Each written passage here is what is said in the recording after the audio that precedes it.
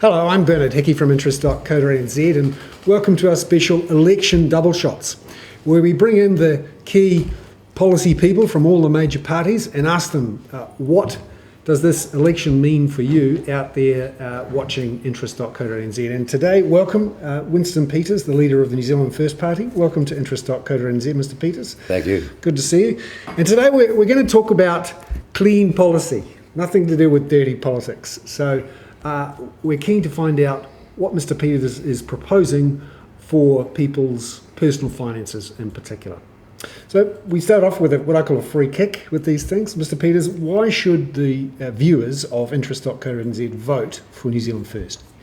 Because New Zealand First uniquely is focused on doing what our economy should have been doing for the last 40 years.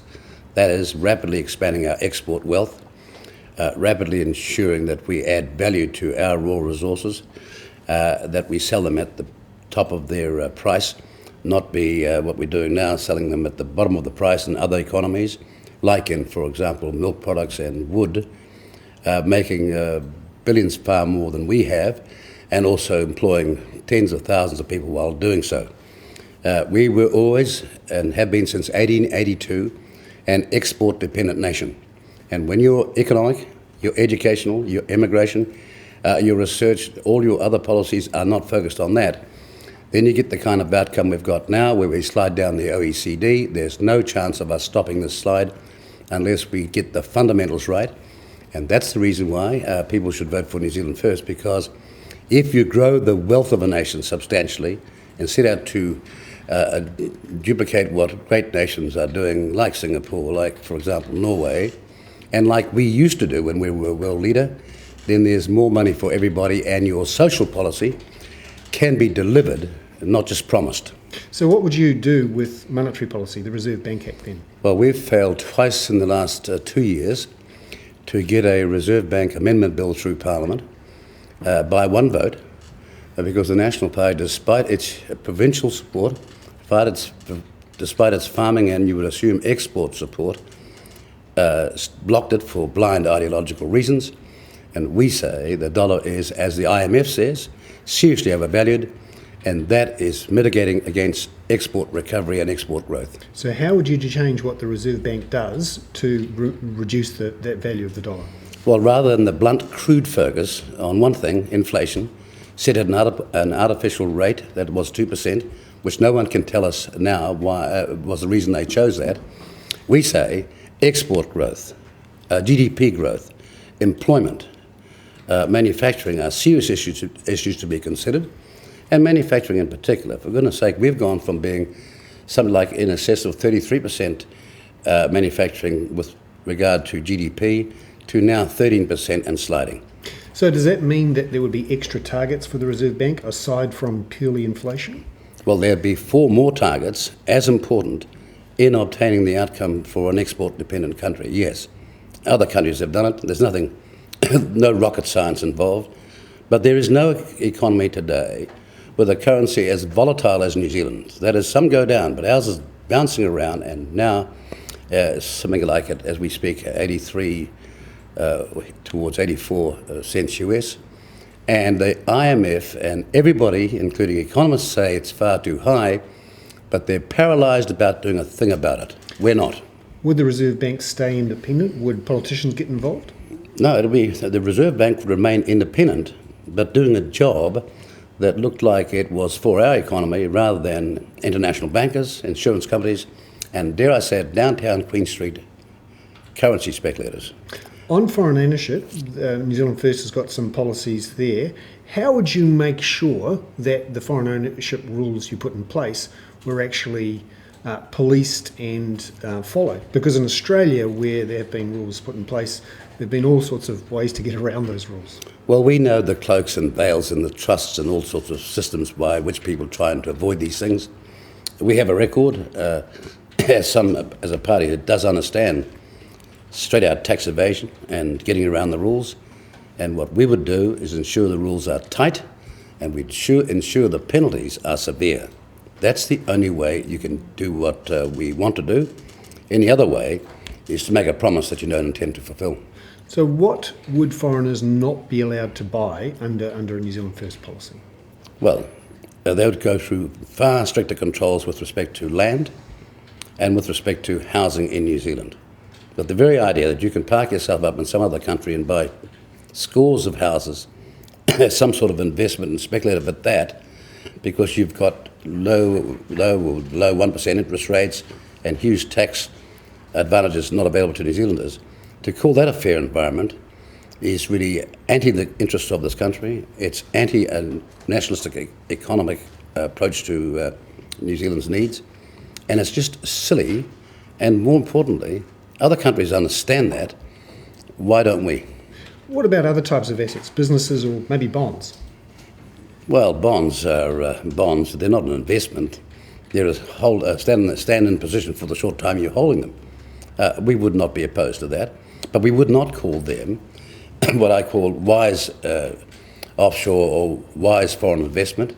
Most sound economies allow foreign investment so that it does have the following effects: export growth, economic activity growth, and employment growth that is sustainable, not a flash in the pan here today and gone tomorrow. What about the risk that, because we still run current account deficits and we have quite a high net debt, that if you imposed a ban on this sort of buying, that foreign investors would revolt? They would push down the value of the New Zealand dollar. There'd be capital flight. Isn't that a risk for the economy? Push down the value of the New Zealand dollar?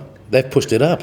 That's exactly what we want to happen. Either you want to help those exporters out there in provincial New Zealand and the real wealth creators of this country, or you don't. But wouldn't that also push up interest rates? No, it would not necessarily push up interest rates, because we've got the Cullen Fund, we've got the what we call, going to introduce, the new KiwiSaver or Kiwi Fund that we run like the Cullen Fund, not charging massive $22 billion over the next 30 years commission, which might not be very good information or welcomed by some of your viewers. But we're not running the economy for them or for any one group. We're running it for the nation, and in our national interest, it has to be done. We are an export-dependent nation. Let's have policies that reflect that. Talk more about Kiwi Fund. We have a lot of viewers who are interested in KiwiSaver. How would Kiwi Fund work? Well, it'll be an option. You've got the options you've got now, charging what I would call severely high commissions, with a very nebulous record of performance, I might add, compared to the Cullen Fund, which is an internationally leading fund operation run by New Zealanders. And we would give that option, the Kiwi Fund, which would have the benefit of not-for-profit commissions, and it would guarantee your capital investment, not earnings from it, but your original investment would be up to $100,000 guaranteed. On housing, we've got a lot of readers and viewers who are interested in housing and house prices. What's your policy to try and make housing more affordable? Well, the first thing we're going to do is remove the artificial injection of demand from offshore and from mass immigration, most of which comes to Auckland. You take out that level of demand, and then you've got a possible chance to deal with still what will be a shortage of demand, of supply versus demand. So our position is to buy land banks around this country to ensure those section prices are going to be reasonable, and set out to build houses as we used to when we became one of the highest property-owning democracies in the world, or the proud boast of Keith Holyoake and the National Party, that we were one of the greatest property-owning democracies in the world. We've got the worst house ownership ratio today since 1951. So who would build the houses, the government or the private sector? Both.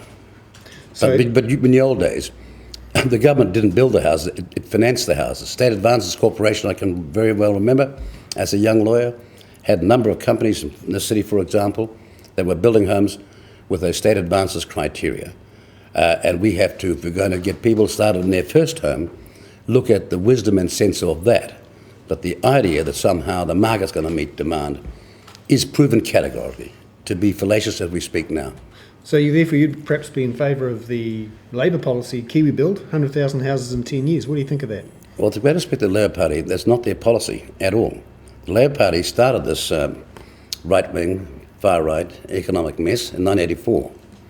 They threw their manifesto in the bin, pulled out their secret agenda, to quote the words of Shakespeare, cried havoc and let loose the dogs of inflation. And the rest has never changed. 30 years later, where it's long since time we woke up and rebuilt our nation, and the essentials of a nation are affordable housing, safe housing, they are a health system that is accessible, they are an education system that's first world, and above all, it's jobs and first world incomes. We're never going to make it with this view that somehow if you drive down wages, exacerbated by immigration competition, we're somehow going to drive up the economic results. Higher wages, compensated for by lower taxes for business so they can pay these wages and remain profitable, will in the end drive up the skills of the workforce, the productivity policies that are required, and profits as well. Minimum wages, what's your view on minimum wages? Because there's been quite a bit of debate about this in the campaign. Right. We are for a $70 minimum wage, and we are for compensating business to pay that wage. So unlike some, we don't believe that you can go out and tax businesses and get this outcome. We need businesses and workers to be in the same boat, with industrial relations policies that are straight up the middle, that can endure election after election with all these seesaw changes. That's what any long-term planning would require, and we see the government as standing as an umpire or referee in the middle, not favouring either side. The problem with the left and the problem with the right on this issue is that the moment the government changes, and it always does, out goes the old, in comes the new, and we've got a whole new sets of stresses and strains that are not of any help to anybody in the long term. We need long-term industrial relations policy that is agreed between both sides. On the issue of work and wages and jobs, what about migration? Would the New Zealand First government reduce overall migration levels? Yes. And what type of migration would be reduced? Because some people say we need all these skilled migrants. All right, my challenge to them is, why don't you double it then? If it's so good, why don't you double it? So we can have twice the benefits of those that you say we've got now. Except you can't show me where the benefits are now. Half the people that came in last year, at just on 104,000 or net 41,000, had no skills at all. And we live in a world where now no longer hands and manual work is required, but skilled, flexible, trained minds. That's the difference between New Zealand First policy and all the rest. They are just too scared to say it.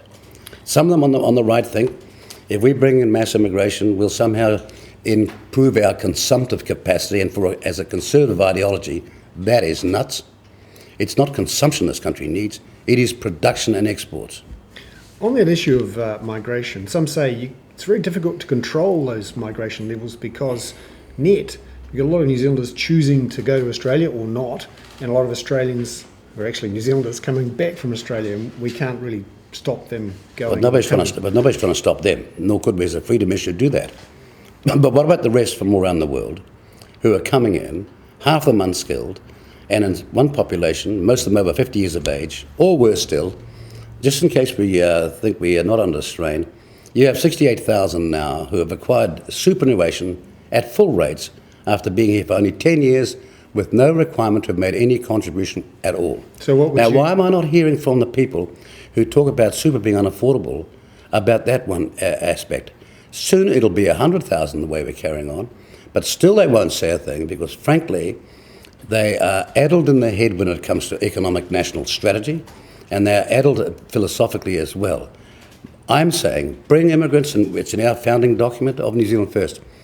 We've always believed in bringing people here to fill science, education, and other skills gaps in our economy, but it should never be used as an excuse for failing to have skilled, trained, and employed our own.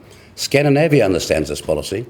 Singapore understands this policy. Why don't we? So why can't those skilled people be allowed to bring in their parents and the rest of their family? Well, then what would be the purpose? I'm bringing one skilled person, and he brings in 5 others. Now that they're purely consumption, not adding to the economy, and you and I as taxpayers, and that new immigrant, has to sit out now to pay for the infrastructure to accommodate those people. That's the economic lunacy of such a policy. And you'll notice that particularly the United States has a green card. You can't bring Uncle Tom Cobley and all to the United States, or Singapore, or Taiwan, and most definitely not into Scandinavia. So it comes down to this. What makes economic sense to build the productivity and export and wealth base of your country. And it's not complicated. Other countries are doing it, but we have a lot of cheerleaders out there who put up that objection because for their convenient business, such as, for example, house speculation, it suits them to the ground. But it doesn't suit New Zealand. Under MMP, we know that there are negotiations after an election.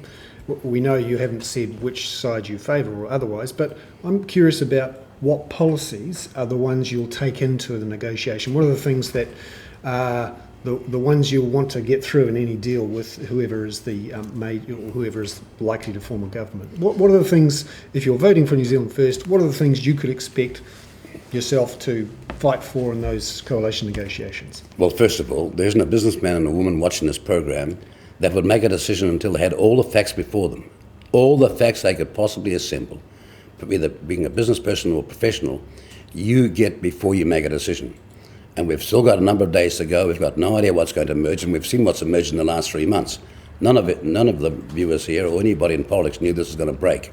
So we reserve our decision until we've got all the facts, including what the public thinks in an election, and democratically speaking. That's why we hold elections in the first place. Now, what policies do we want? Well, it won't really matter who's in government if we carry on the same way. The fear is, of course, that the National Party has lost its way with no vision, no plan with respect to the issues I've been talking about. And then on the left, you've got gross irresponsibility about promises that will bust this country, that may be delivered for the short term, but in the long term could be hideous in terms of our economic outcome. We are going to look at all those aspects. So what do we want changed? We want an export-oriented economy. We want to ensure that taxation rapidly grows the potential of exports and the new IT industries. We would not have a bunch of bureaucrats down Wellington deciding this research and development in IT industries. We would make it a clean agreement between government and business, and including international investors, to invest in IT in our country, and we'll make the tax breaks really worthwhile. However, you get caught cheating, you'll spend 10 years in prison. So just looking at the two main parties who you could in theory be having negotiations with, it looks to me like the Green Labour side with monetary policy, New Zealand Power, which I understand you're... No, we don't support that. What is your policy then? Well, this is a Farmac model. In the 206 energy paper that Mr. Parker got, because he was the Minister of Energy at the time, the least preferred option was the Farmac model. We want New Zealand Power, generation and ownership back in New Zealand's hands. And we made it very clear we're going to set out to get it back in New Zealand's hands. And I'll give you one of many examples to back up why I say that. As Mr. King was selling 49% of Mighty River Power, they were setting out to, as at 21st of August, just a short while ago, make a profit of 84%. This is simply outrageous. It used to be a cutting-edge advantage for New Zealand businesses and homes. Look what it is now.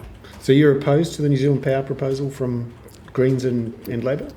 We are for our policy, which from day one we said, we're going to put this back together again, like our grandfathers and forefathers wanted us to do, and enjoy the profitability and the benefit of something that we can enjoy sustainably and at an affordable price. So does that mean you combine those state-owned power? It means precisely that. That's all out of my speeches. Right. So we're not going to settle for models which are halfway house to nowhere. The other areas of similarity on the Green Labour side are around monetary... Well, just get one thing straight. The Green Labour side can't stack it up mathematically, so why I'm hearing from commentators that they're the option, I don't know.